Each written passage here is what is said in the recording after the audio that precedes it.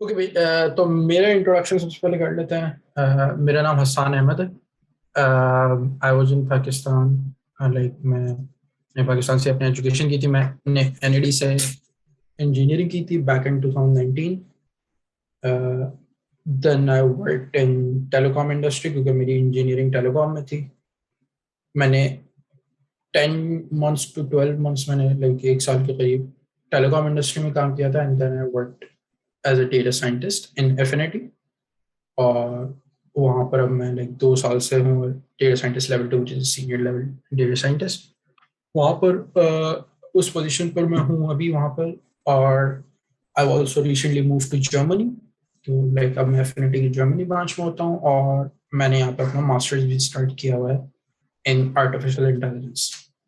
Almost 3 साल का experience हो चुका है डेटा साइंस में। और डेटा साइंस से रिलेटेड प्रोजेक्ट्स के ऊपर अच्छा खासा काम भी किया मैंने।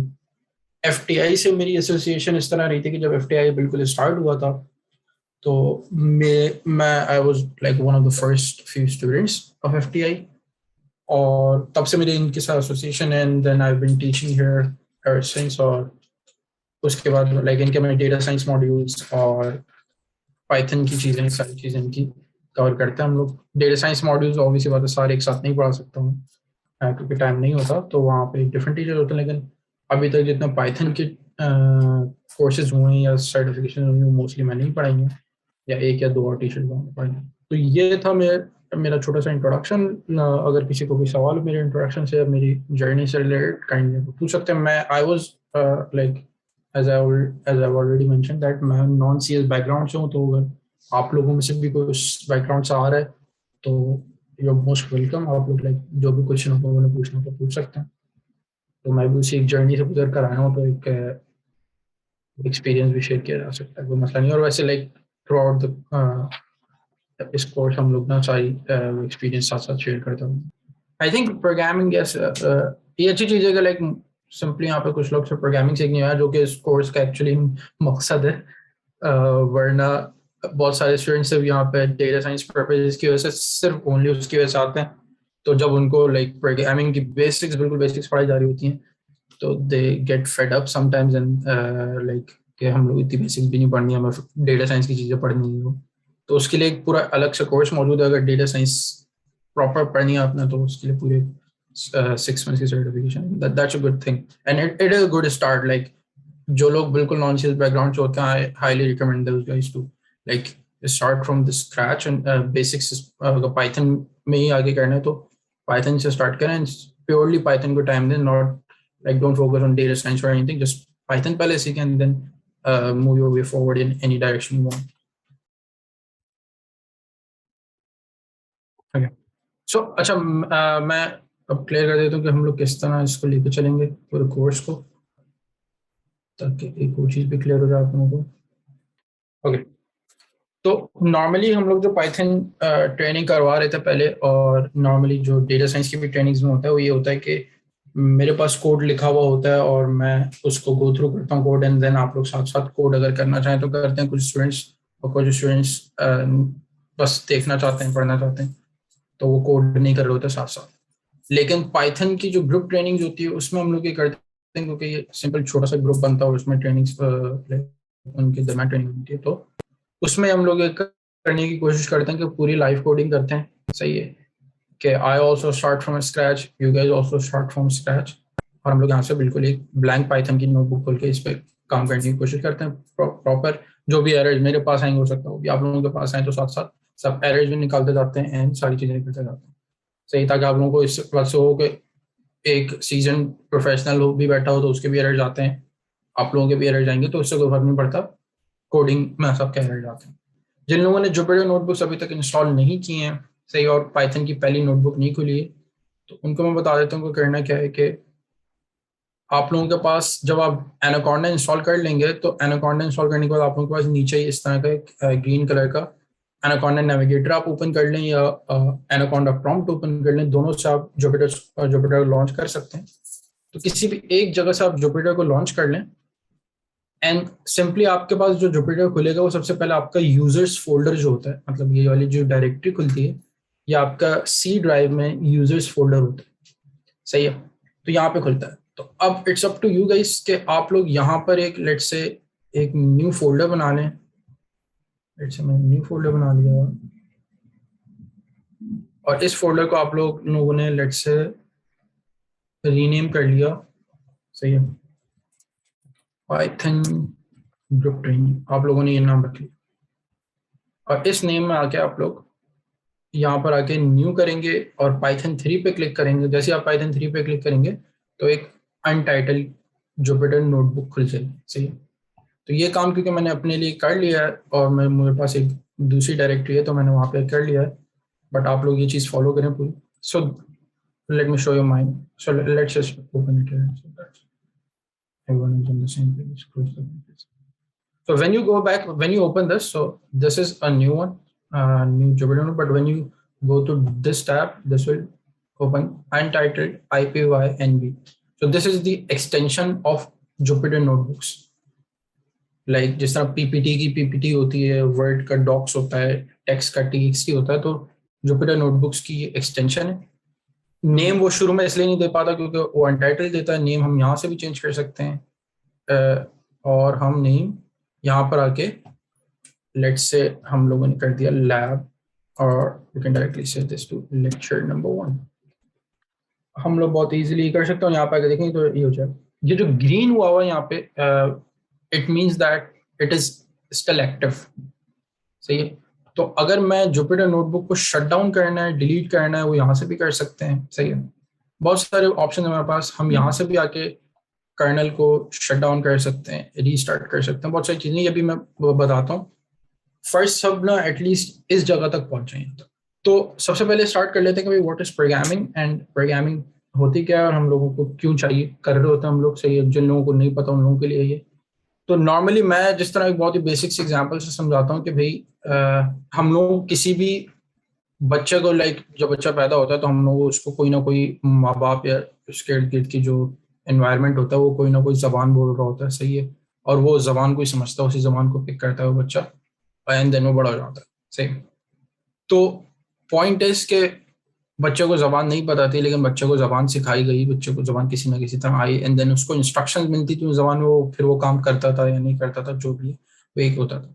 इसी तरह कंप्यूटर को भी आप इसी तरह की चीज समझें कि कंप्यूटर भी एक सॉर्ट ऑफ छोटा बच्चा है, सही है। इसको भी नहीं पता कुछ, आपने इसे बताना है, सही। तो आपने इसे किसी ना किसी मीन्स ऑफ कम्युनिकेशन से आपने इसको कम्युनिकेट करना है, सही। तो वो जो मीन्स ऑफ कम्युनिकेशन होता है वो कहलाती है प्रोग्रामिंग या वो होती है कोडिंग या कोई भी आप बोल सकते हैं कोई भी लैंग्वेज होती है, सही। तो लैंग्वेज की डिफरेंट टाइप्स होती हैं, हाई लेवल, लो लेवल या लाइक असेंबली लैंग्वेज, और बहुत सारी बिल्कुल आखिरी लेवल तक चले जाए, बाइनरी लैंग्वेजेस और इस तरह की चीजें। जो सबसे हाई लेवल लैंग्वेजेस होती हैं लाइक जो कि एटलीस्ट ह्यूमन इंटरेक्ट कर सके उस लैंग्वेज से, ह्यूमन लिख सके वो लैंग्वेज, एंड देन वो कंपाइल होती हैं, वो कन्वर्ट होती हैं बाइनरी लैंग्वेज में, देन कंप्यूटर उसको अंडरस्टैंड कर पाते। तो उस तरह की लैंग्वेजेस को हम कहते हैं हाई लेवल लैंग्वेज। इसमें से बहुत सारी लैंग्वेजेस आती हैं लाइक अगर आप चले जाए सी लैंग्वेज, C++, जावा, और ये सारी लैंग्वेजेस जितनी भी डेवलपमेंट होती है मोस्टली हाई लेवल लैंग्वेजेस में होती है।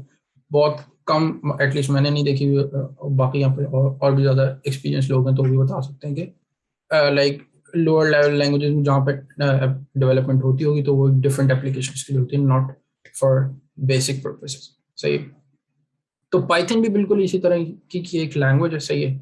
शुरू में पाइथन को इतनी इज्जत नहीं मिलती थी, पाइथन को सिर्फ स्क्रिप्टिंग लैंग्वेज के तौर पे समझा जाता था, सही है। इसको एज अ प्रोग्रामिंग लैंग्वेज नहीं समझा जाता था। एक प्रोग्रामिंग और स्क्रिप्टिंग लैंग्वेज में डिफरेंस क्या होता है वो मैं बाद में बताता हूँ। लेकिन पाइथन को शुरू में इतनी रिस्पेक्ट नहीं मिलती थी कि भाई ये एक स्क्रिप्टिंग लैंग्वेज है, छोटी मोटी स्क्रिप्ट्स इसमें लिखी जा सकते हैं, इससे ज्यादा इसका कोई काम नहीं है। लेकिन पाइथन की कुछ अच्छी चीजों की वजह से पाइथन अपनी जगह खुद ही बनाती गई, सही। तो पाइथन की अच्छी चीजें क्या है वो मैं बता देता हूँ कि पाइथन ने सबसे पहले तो इसको जो इसमें पैकेज अवेयरनेस थी ना लोगों को, वो बहुत इजीली दी, सही है। दूसरी चीज थी कि पैकेज अवेलेबिलिटी, सही है। पैकेज डेवलपमेंट, ये जितनी भी चीजें ना, पैकेज क्या होता है ये भी हम डिस्कस करते हैं, लेकिन ये जो सारी चीजें ना कि अवेलेबिलिटी, डेवलपमेंट, और ये बहुत आसान कर दिया। जिससे हुआ क्या कि आपको कोई सी भी चीज चाहिए, आपको किसी भी डोमेन में काम करना है, let's say you are working in botany domain, सही है, लाइक बॉटनी के डोमेन में कर रहे हैं, जोलॉजी के डोमेन में कर रहे हैं, एआई के डोमेन में कर रहे हैं, गेम डोमेन में कर रहे हैं, इवन के वेब डेवलपमेंट में इतनी ज्यादा भी फ्लरिश नहीं किया, but still there are lot of like back end things and even front end things जिसको हम लोग इसमें आई थिंक बहुत सारी चीजें हैं जो कि लाइक मैंने एक्सप्लोर नहीं की हुई इसमें, लेकिन मौजूद हैं। तो हर किसी ने इसमें क्या किया, पैकेज बना बना के रखते, और वो पैकेज लोगों के लिए इतने आसान कर दिए गए कि लाइक 1 और 2 और 3 लाइन ऑफ कोड के अंदर वो काम होने लगा। लेट्स से एक न्यूरल नेटवर्क्स आपको कोड आउट करना है, तो न्यूरल नेटवर्क्स की इतनी लाइक खतरनाक मैथ्स और ये सारी चीजें, अगर आपको मैं कोड आउट करने के लिए दूं तो it will take like thousands of lines of code सिर्फ न्यूरल नेटवर्क को कोड आउट करने। Neural network is in artificial intelligence algorithm, but packages ने क्या किया, उसको एक लाइन में लेकर आ गया। सही है, 2 लाइन के अंदर आप पूरा न्यूरल नेटवर्क बना लें, उसको फिट भी कर लें, उसको ट्रेन भी कर लें।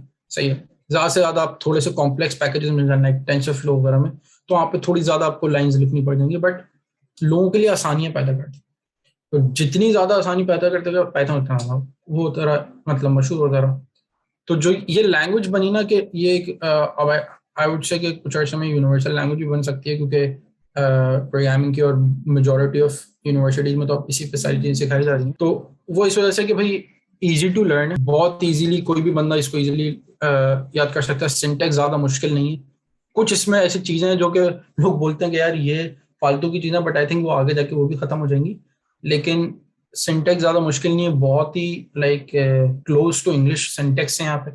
सही है, और हर डोमेन में आपको ना इसकी डेवलपमेंट दिखेगी, और बहुत इजीली इसके सिंटेक्सेस मिल जाते हैं।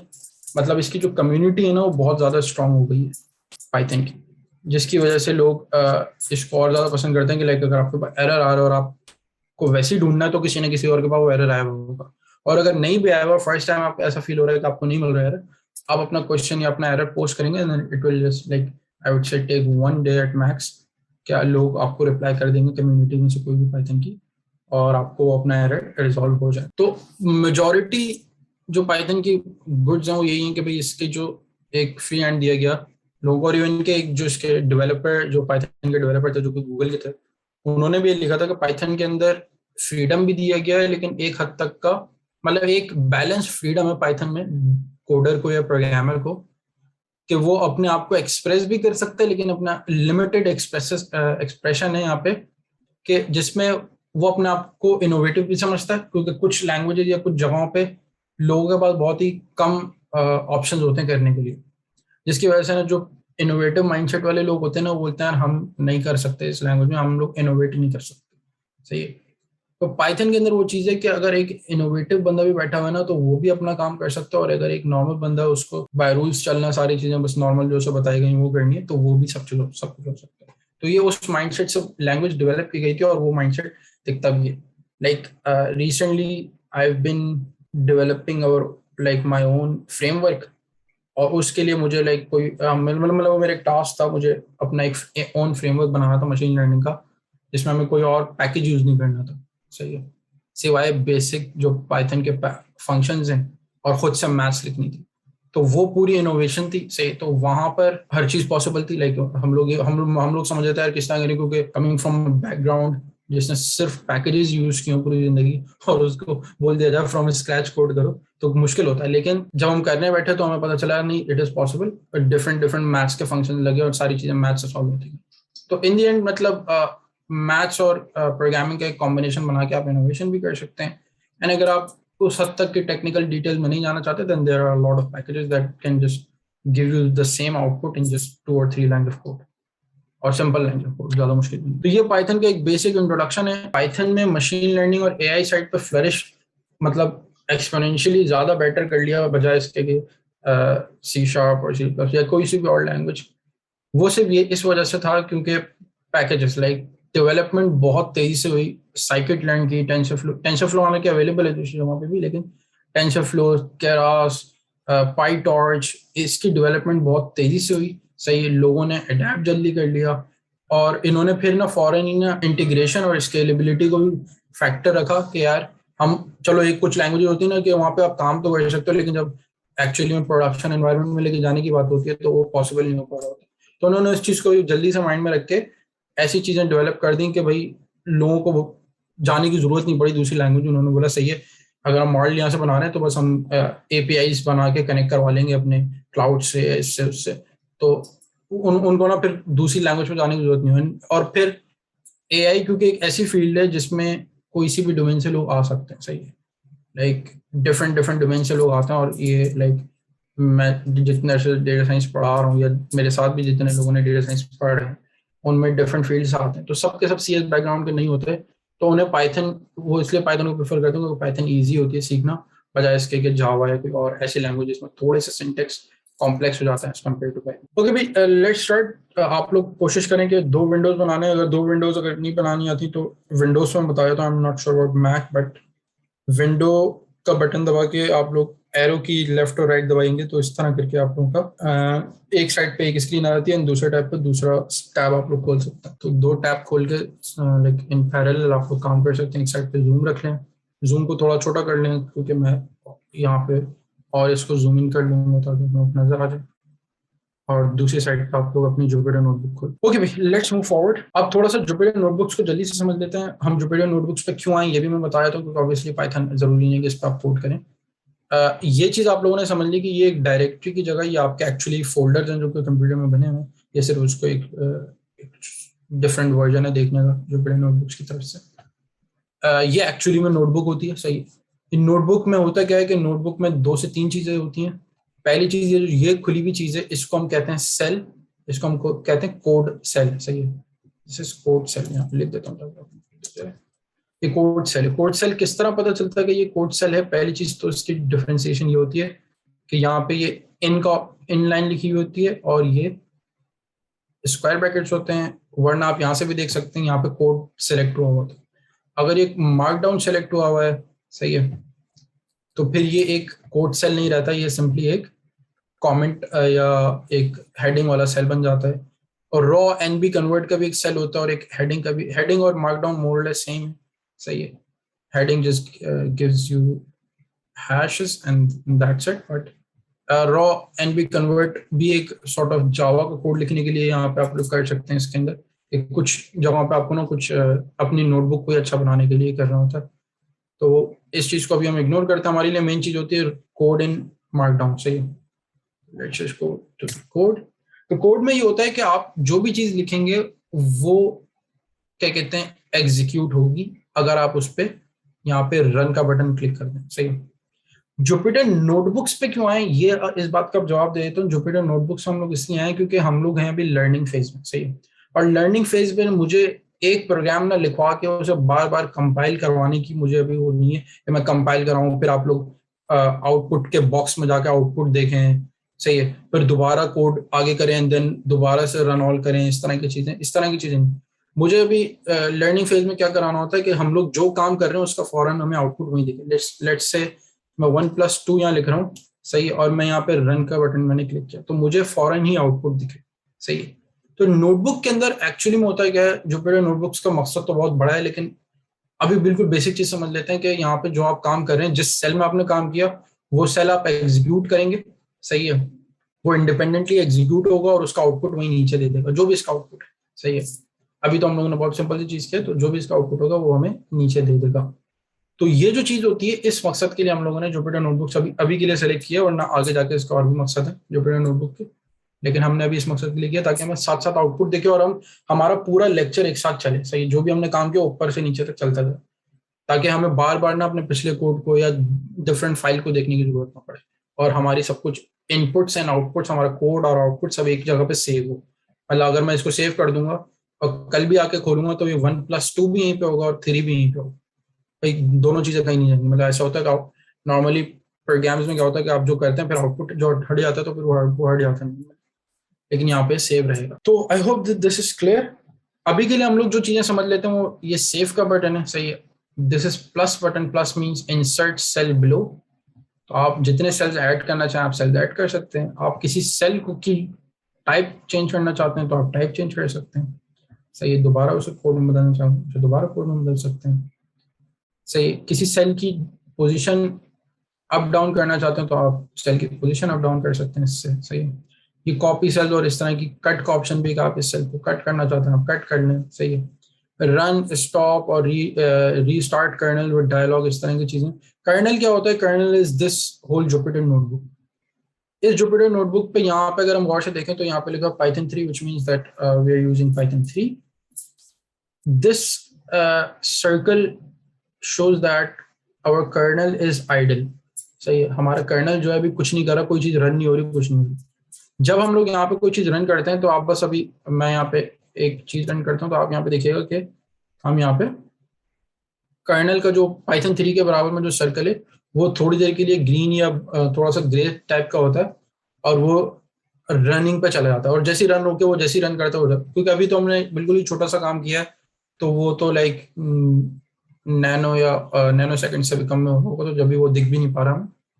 लेकिन वो जब भी बहुत बड़े बड़े जब कोड रन, जिस तरह आप कोई मॉडल रन कर रहे हैं, इस तरह की चीज रन कर रहे हैं, तो वो जब रन होता है तो फिर ये कर्नल यहाँ पे हमें बताता है कि कर्नल इज रनिंग। सही, कर्नल अगर अटक जाए, कोई हम ऐसा कोड लिख दें जो कि गलत कोड लिख दिया और कर्नल अटक गया, सही है, कर्नल स्टक हो गया, हैंग हो गया, तो we can start, interrupt, restart and clear output, restart and run all, reconnect, we can shut down, we can do everything from here on kernel।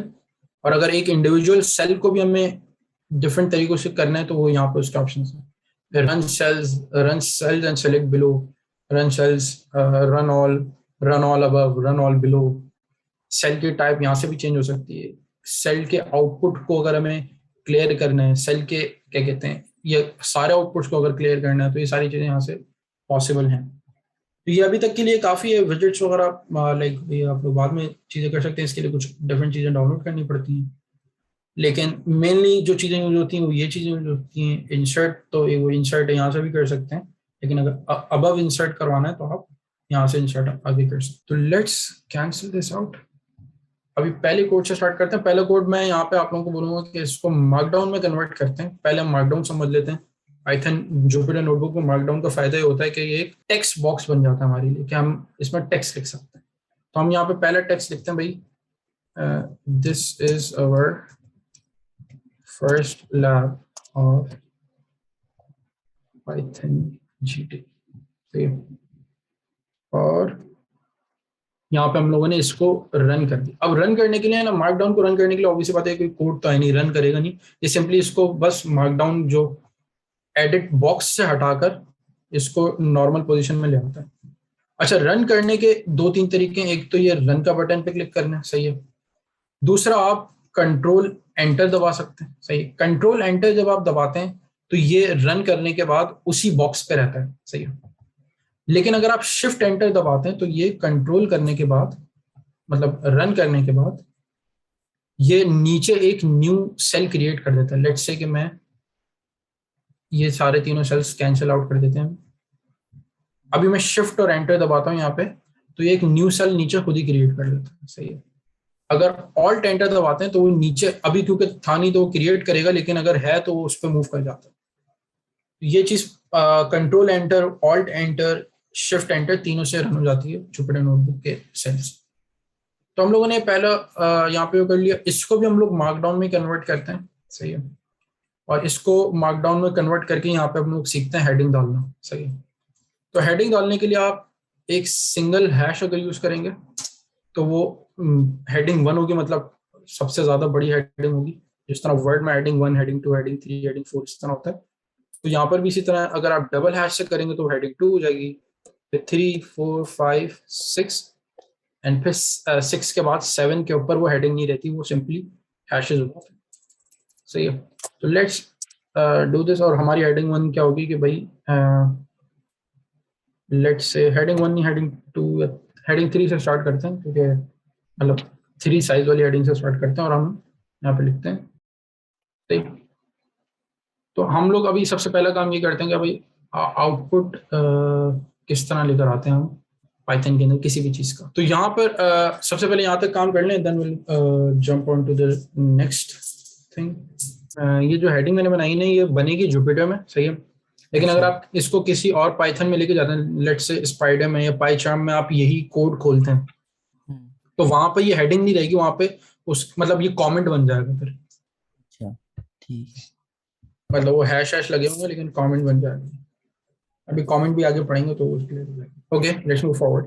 तो हमारा जो अच्छा, मैं इसको इस तरह लेकर चलूंगा कि भाई शुरू में ना 1 या 2 बेसिक पाइथन की चीजें दिखा के फिर हम डायरेक्टली प्रोग्रामिंग की बेसिक्स पाएंगे, which are variables, data types और इस तरह की चीजें। तो शुरू में 1-2 बेसिक चीजें देख लेते हैं एंड देन आगे चलते हैं, ताकि वो बेसिक चीजें क्लियर हो जाए, फिर डेटा टाइप्स वगैरह सारी चीजें कर लेंगे।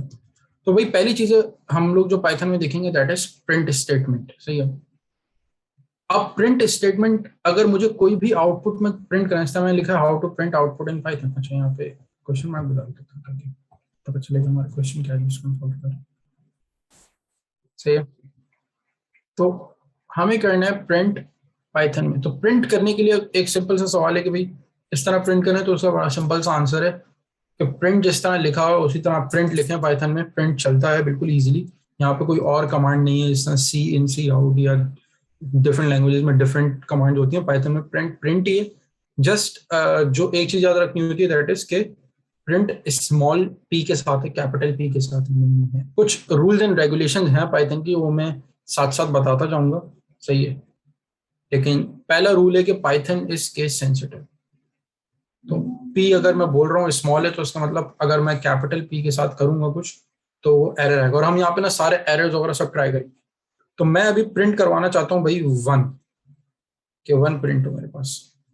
तो मेरे पास यहाँ पे 1 प्रिंट हो गया। सही। अब मैं यही 1 कैपिटल पी के साथ प्रिंट करवाना चाहता हूँ, तो मेरे पास एरर आएगा कि name print is not defined. सही। और आपने एक और चीज नोटिस की होगी कि अब ये प्रिंट ग्रीन नहीं है, अब ये प्रिंट सिंपल प्रिंट बन गया। तो ये हमारा एक सिंपल प्रिंट है।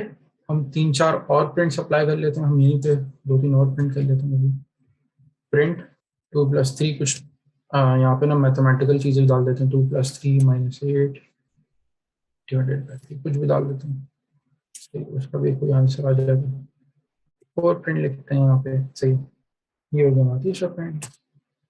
चौथा प्रिंट हम लोग स्ट्रिंग्स रख लेते हैं। स्ट्रिंग्स क्या होता है वो भी हम देखते हैं। आप लोग कोशिश करेंगे मेरे साथ ही लाइक टाइप भी करते हैं सब। सही। ये चीज क्या है जो मैंने की है ये भी मैं बताता हूँ, बट ये एटलीस्ट ये सब टाइप कर लें आप लोग। आप लोगों की मर्जी है, मतलब प्ले अराउंड करें साथ साथ। लाइव कोडिंग में ये होता है कि जरूरी नहीं कि आप एग्जैक्टली ये कोड कॉपी करें। आप लोगों की मर्जी है। जस्ट एटलीस्ट इन डायरेक्शन में कोई 2 से 3 कॉपी कर लें, कि एक आप इन्वर्टेड कॉमा वाली कोई चीज कॉपी करें और एक आप बगैर इन्वर्टेड कॉमा वाले कोई न्यूमेरिक चीज कॉपी करें। तो भाई ये जो भी हम लोगों ने देखा, ये हम लोगों ने देखा कि पाइथन में किस तरह आउटपुट आता है। तो पाइथन में आउटपुट जो आता है वो आता है प्रिंट स्टेटमेंट से। सही है।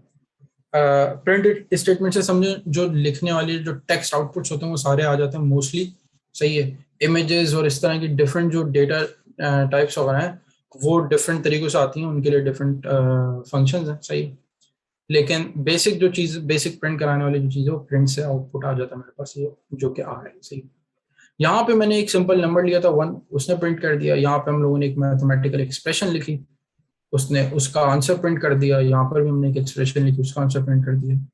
यहाँ पर हम लोगों ने एक स्ट्रिंग लिखा है। स्ट्रिंग क्या होता है? String is the collection of alphabets और वर्ड्स। वर्ड्स तो नहीं बोलूंगा, लेकिन अल्फाबेट्स होंगे जो कि मिलकर स्ट्रिंग बनाते हैं। और ये मतलब सेंटेंस भी हो सकता है कोई बहुत बड़ा। सही।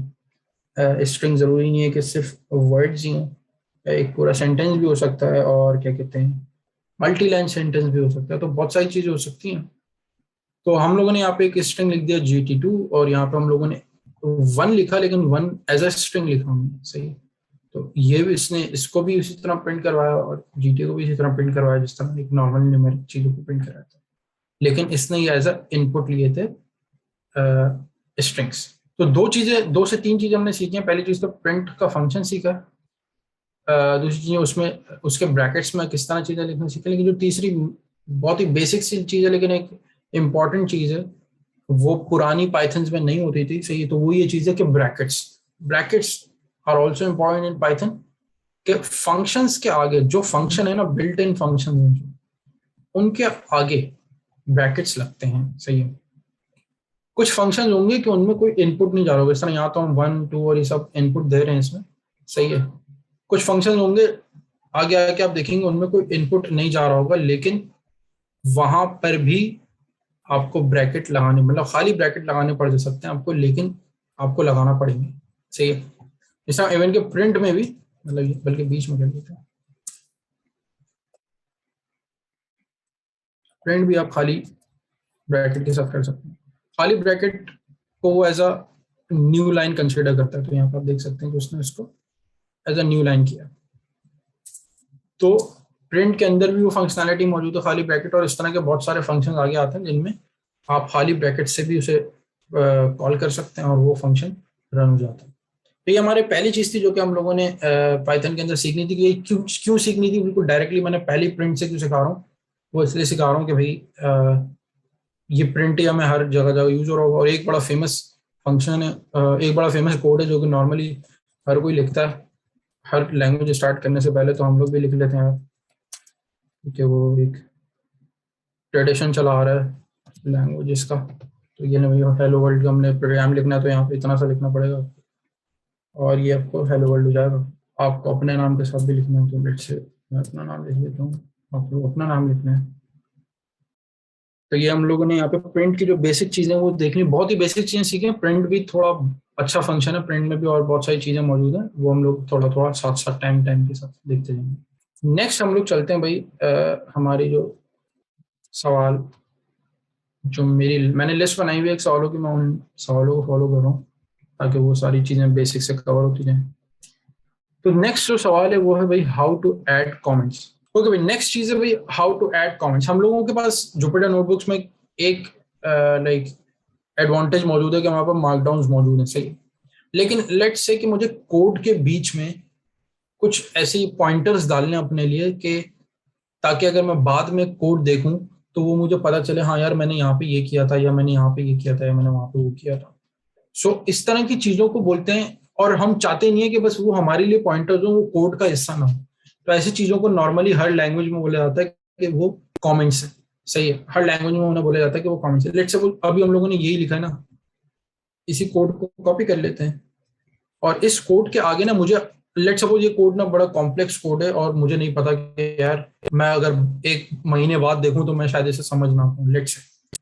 तो मैं क्या करता हूं, मैं इसके आगे ना एक अपने लिए रोमन में, लेट्स से उर्दू में लिखना था। कमेंट की तो कमेंट्स में तो आप किसी भी लैंग्वेज में लिखो, कोई मसला नहीं होता। तो मैं यहाँ लिखना चाहता हूँ ये line hello world, let's say Roman में लिख रहा हूँ, या अगर आप इंग्लिश में लिखना चाहते हैं इंग्लिश में, मतलब ये तो मैं एग्जांपल दे रहा हूँ कि ऐसी लाइन या ऐसा कोई भी सेंटेंस जो आप अपनी उसके लिए लिखना चाहते हैं, सही। और जरूरी नहीं है कि आप ये कोड के आगे लिखें, एक एग्जांपल कोड के आगे दे दीजिए, एक कोड से ऊपर नीचे दे देते हैं, सही।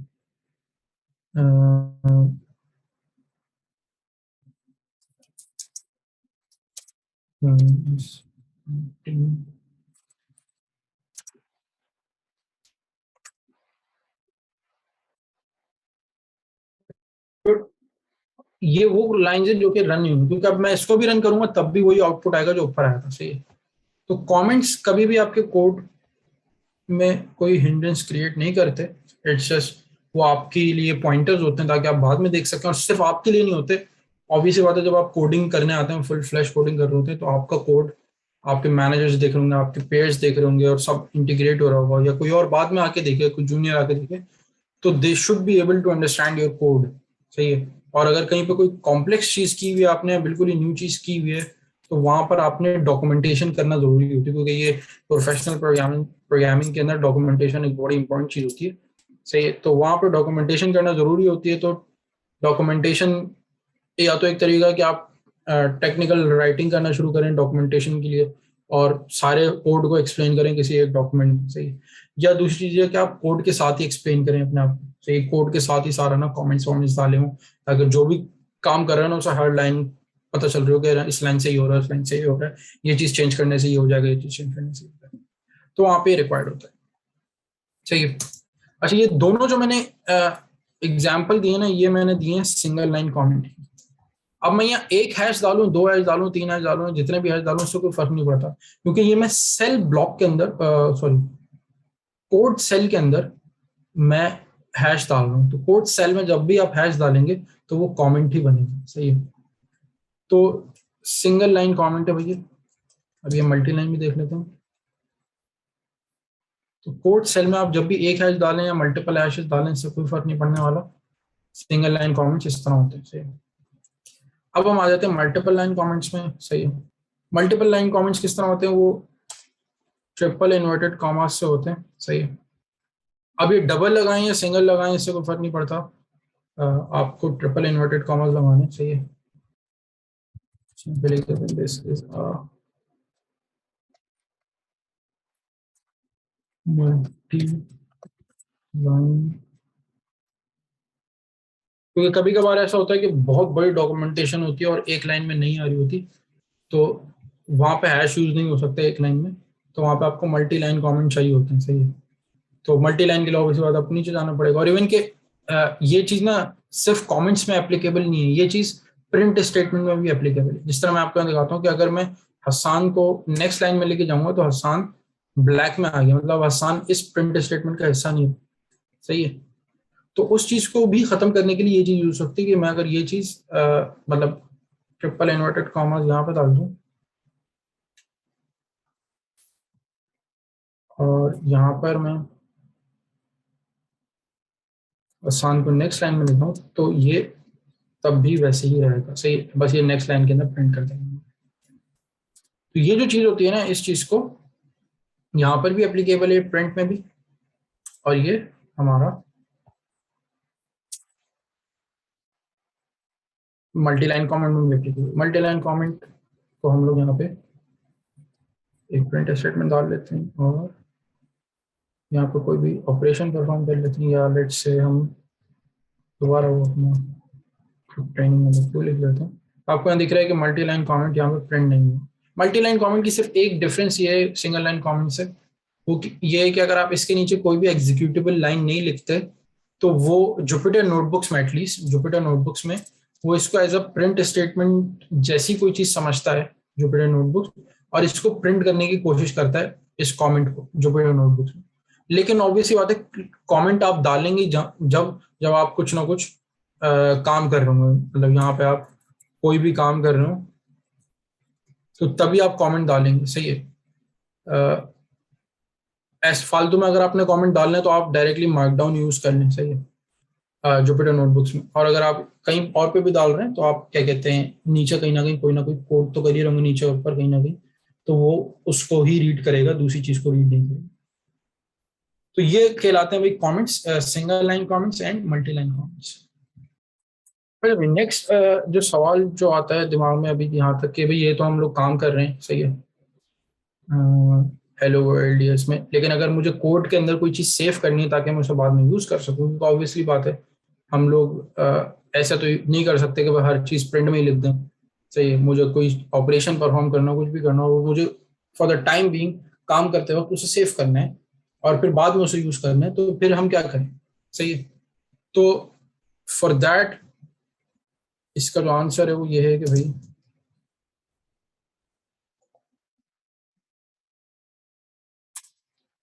We need variables. सही, तो मैं यहाँ पे हेडिंग आंसर लिख देता हूँ।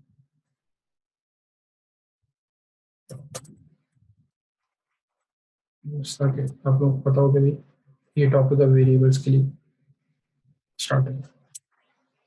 तो भाई वेरिएबल्स क्या होते हैं? वेरिएबल्स ये होते हैं कि आप इसको इस तरह समझें कि आपके घर में वार्डरोब है। सही है, वार्डरोब में आपके कुछ पोर्शंस बने हुए होते हैं, तो आप क्या करते हैं वहां पर ले जाकर अपनी चीजें स्टोर कर देते हैं। लेट्स से कि आपने पैंट्स का सेक्शन अलग बना लिया या शर्ट्स का अलग बना लिया, जो भी जिस तरह रखता है, तो आप लोगों ने एक सेक्शन बनाया और वहां पे स्टोर कर दिया। अब अगर मैं आपसे पूछूं कि यार लेट्स से पेंट्स कहाँ पर हैं, तो आप बता देंगे कि भाई from like third portion from the top या third portion from the bottom, और एनीथिंग आपको एक पोजीशन मुझे बता दें। तो कंप्यूटर को भी ना याद करने के लिए, कंप्यूटर को भी ऑब्वियसली बात है काम करने के लिए, it needs to store your given value जो भी आप दे रहे हैं। चाहिए, और स्टोर करने के बाद अगर आप बाद में उसे रिट्रीव करना चाहते हैं तो उसे रिट्रीव करने के लिए भी कोई ना कोई चीज होनी चाहिए। सही, तो पाइथन के अंदर जो एक आसानी हो ये है कि पाइथन बोलता है कि भाई वेरिएबल्स आप बनाएं। सही है, वेरिएबल्स क्या होते हैं? वेरिएबल्स वही बॉक्सेस हैं। सही है, और उन बॉक्सेस को नाम भी दे रहे हैं। सही, वेरिएबल्स ये एक नॉर्मल लैंग्वेज में होता है, लेकिन एक डिफरेंस है एक दूसरी लैंग्वेज से, वो पॉइंटर्स वगैरह का है। मैं उन टेक्निकलिटीज में नहीं जाऊंगा क्योंकि ऑब्वियसली बात है हम सिर्फ पाइथन कवर करेंगे, और जो लोग फ्रॉम स्क्रैच सिर्फ पाइथन ही पढ़ते हैं, मतलब जिन्होंने नहीं मैंने एक बात नोटिस ये की है कि जो लोग पाइथन फर्स्ट लैंग्वेज स्टार्ट करते हैं वो ज़्यादा जल्दी पिकअप कर पाते हैं पाइथन को बजाय इसके कि दूसरी लैंग्वेज, क्योंकि दूसरे लोग जो होते हैं जो दूसरी लैंग्वेज पर काम कर रहे होते हैं वो they are like always comparing this language with other language, कि उसमें ये है, इसमें नहीं है, ये बुरी है, वो अच्छी है। तो उसमें ना वो लोग या तो लर्निंग को थोड़ा फोकस नहीं कर पाते या कंपैरिजन में ज़्यादा रह जाता है।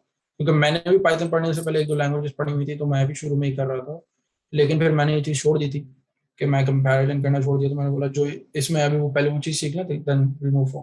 और आई थिंक जो सॉफ्टवेयर डेवलपमेंट से प्रॉपर होते हैं वो फिर कंपेयर नहीं करते, क्योंकि they learn a lot of languages in their everyday life. हर दिन तो नहीं, लेकिन थोड़े अरसे बाद they move to different language, ऐसा हो रहा होता है। तो भाई किसी भी चीज को स्टोर करने के लिए कंप्यूटर को कोई ना कोई बॉक्स चाहिए, सही है, और उस बॉक्स को हमें नंबर भी देना है, सही है, कोई नाम भी देना, सॉरी, नाम भी देना है, नंबर भी देना है, जो भी है। तो कंप्यूटर क्या बोलता है कि यार आप नाम दे दो उस बॉक्स को, नंबर या उसके पीछे की जो पोजीशन है ना वो हम कर लेंगे, सही है। तो बिल्कुल इसी तरह लेट्स से मैंने एक चीज स्टोर करनी थी, मुझे स्टोर करना था एक रिजल्ट, मुझे 1+5+5, मुझे इस चीज का रिजल्ट स्टोर करना था। अभी मैं इसको अगर रन कर रहा हूँ, ये डायरेक्ट 11 आंसर दे रहा है, मुझे इसका आंसर अभी नहीं चाहिए, मुझे इसका आंसर लेट से 1 घंटे बाद चाहिए। तो मुझे इसका रिजल्ट जो है वो स्टोर करना है।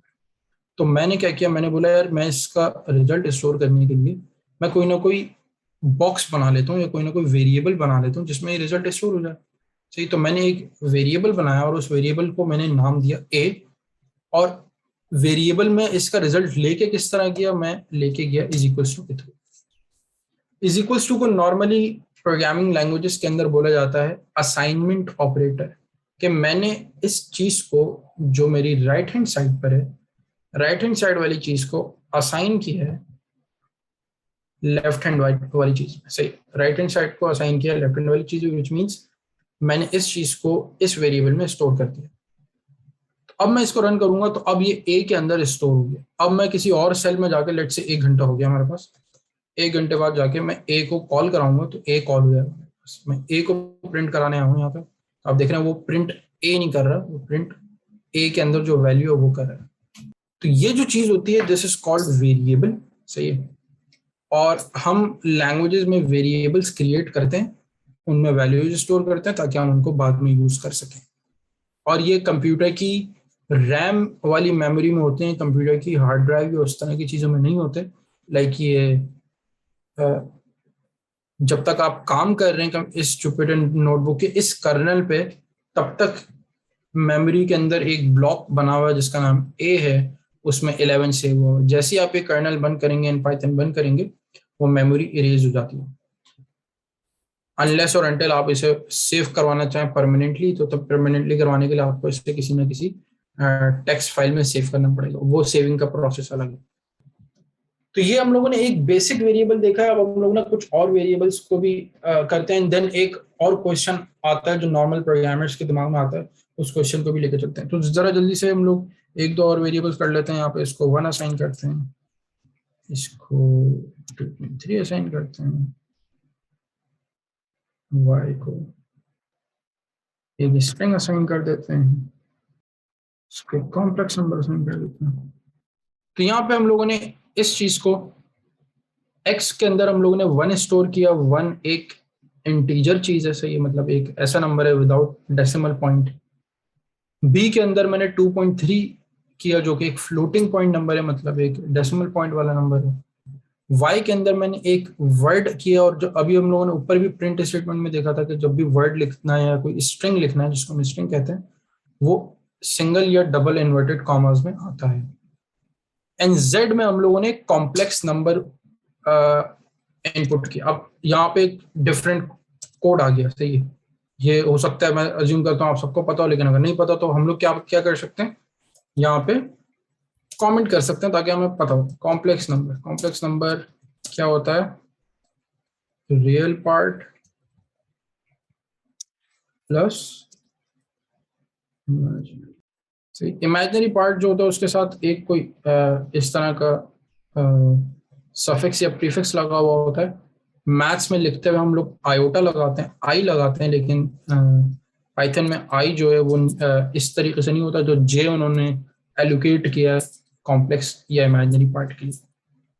सही है, इसके साथ में यहाँ जे लगा देते हैं। हम लोगों ने एक कमेंट भी बना लिया कि भाई ताकि हमें बाद में याद रहे कि ये चीज क्या थी, और यहाँ पे भी लिख देते हैं। तो खैर अब इस चीज से एक चीज समझ आई कि यार मैं एक्स हो, बी हो, वाई हो, जो भी नाम दूं अपने बॉक्स को, क्योंकि ये मेमोरी में बॉक्सेस बनते जा रहे हैं। अभी मेमोरी में मैंने 5 बॉक्सेस बनाए, ए एक्स बी वाई जेड। सही, मतलब अगर हम देखें ए बी बनाया मैंने, एक्स वाई जेड बनाया, 5 बॉक्सेस बनाए और उनमें डिफरेंट डिफरेंट चीजें सेव करवाई। एक में 11, एक में 1, 2.3 आसान, 3+5 जे, ये सब सेव हुआ है मेमोरी के अंदर। सवाल ये पैदा होता है कि भाई उस बॉक्स को कैसे पता चला कि इसके अंदर ये चीज इस टाइप की चीज। अब इसको अब इसको इस तरह समझ लेते हैं। अब इसको थोड़ा सा वार्डरोब से हटके समझते हैं। एक बॉटल है, सही है, आपने लेट सपोज एक कोक की बॉटल ली, सही है, तो आप उसको नॉर्मली कोक की बॉटल ही बोलेंगे। आपने एक एप्पल जूस की बॉटल ली, आप उसे एप्पल जूस की बॉटल लेंगे। बट लेट सपोज ये आप कर रहे थे, लेट सपोज मैं बोलता हूँ ये एक सेकंड, लेट सपोज मैं बोल रहा था अदील ये कर रहे थे कि उन्होंने डिफरेंट डिफरेंट चीजों की, डिफरेंट डिफरेंट ड्रिंक्स की बॉटल ली और वो उनको उसी नाम से पुकार रहे थे। मैंने एक ट्रांसपेरेंट स्टील की बॉटल ली, उसमें पहले कोक डाली, सही है, और मैंने उसको सिर्फ बॉटल के नाम से आपको दे दी, सही है, और जैसे मैंने कोक डाली आपने उसे कोक की बॉटल बोला। फिर मैंने वापस ले ली आपसे, उसमें एप्पल जूस डाला और आपको दिया, आपने उसे एप्पल जूस की बॉटल बोला। तो इस तरह मैंने वाटर डाला, आपने वाटर बॉटल बोला, उसे कॉफी बोला, आपने उसे कॉफी मग बोल दिया। जो भी मैं डालता जा रहा हूँ उसके अंदर आप उसको उसी तरह बोलते जा रहे हो। तो जो सवाल यहाँ पे एक पैदा होता है वो ये होता है कि ये मैं कमेंट्स में कर रहा हूँ, बल्कि यहीं पे कमेंट में कर देते हैं कि, बल्कि सवाल भी नहीं है, बस एक कमेंट है। Python detects data type without initialising. अच्छा, अब ये जो जुमला लिखा है ये कुछ को समझ आ गया होगा, कुछ को नहीं आया होगा, तो मैं समझा देता हूँ कि कुछ लैंग्वेजेस में ना इस तरह समझ लेते हैं, कुछ लैंग्वेजेस में ना मुझे एक इंटीजर वैल्यू आनी थी, 11 नंबर आना था। कुछ लैंग्वेजेस में मुझे इस तरह करके सबसे पहले ना ए को बताना, मुझे लैंग्वेज को बताना पड़ता कि भाई सबसे एक डब्बा क्रिएट करो जो जिसमें सिर्फ इंटीजर वैल्यूज आ सकती है, और उसमें फिर इंटीजर के अलावा कुछ और नहीं आ सकता। कुछ लैंग्वेजेस में ना मुझे इस तरह की चीजें करनी पड़ती, सही है, और फिर उसके बाद ना जाके असाइनमेंट करता हूँ, मतलब x = 1, a = 1 + 5 + 5। कुछ लैंग्वेजेस में अभी भी करना पड़ता है। पाइथन ने इस चीज को खत्म कर दिया। पाइथन ने बोला भाई नहीं, हमें नहीं करना है, इनिशियलाइजेशन खत्म करें, जो आप चीज डालेंगे डब्बे में हम उस डब्बे को वैसे ही बना देंगे, सही है। तो ये चीज एक आसानी, मतलब at least I consider this as good thing. ये डिपेंड करता है प्रोग्रामर टू प्रोग्रामर, बट मेरे लिए एक अच्छी चीज है। मैं इसको पहले भी काफी ज्यादा हेक्टिक चीज समझता था जब मैं दूसरी लैंग्वेज में प्रोग्रामिंग कर रहा था। तो पाइथन ने इस चीज को खत्म कर दिया। पाइथन में आप उस बॉक्स में, अभी जैसे लेट सपोज अभी हम लोगों ने इसको दोबारा रन कर लेते हैं ऊपर वाले को, बी के अंदर अभी 2.3 है। अभी अगर मैं बी के अंदर दोबारा 2 डाल दूं ना, तो बी के अब एक इंटीजर वाला डब्बा बन जाएगा। इसको इस तरह समझ लिया जिस तरह मैंने कोक और एप्पल जूस की एग्जांपल ली, कि पहले बी के अंदर कोक थी, मैंने बी के अंदर अब एप्पल जूस डाल दिया तो वो एप्पल जूस बन गई, एप्पल जूस की बॉटल बन गई। तो इस तरह की जो डिटेक्शन है पाइथन के अंदर पॉसिबल है, और आपको कोई इनिशियलाइजेशन या इस तरह की कोई चीज नहीं करनी पड़ती पाइथन में। ये कॉन्सेप्ट क्लियर है, क्योंकि ये कॉन्सेप्ट एक इंपॉर्टेंट कॉन्सेप्ट है जो कि जो लोग डिफरेंट लैंग्वेजेस पे काम करके आ रहे हैं उनके लिए ज्यादा इंपॉर्टेंट होता है, क्योंकि वो ये काम कर रहे होते हैं दूसरी लैंग्वेजेस पे। तो यहाँ पर अभी चीज खत्म हो गई। 3+5 8 नहीं आएगा आपका आंसर, ये कभी भी नहीं आएगा। 3+5 को अगर आप प्रिंट कराते हैं ना, अभी हम प्रिंट करा लेते हैं आपके सामने, प्रिंट z, सही है। तो इसका आंसर इस तरह है।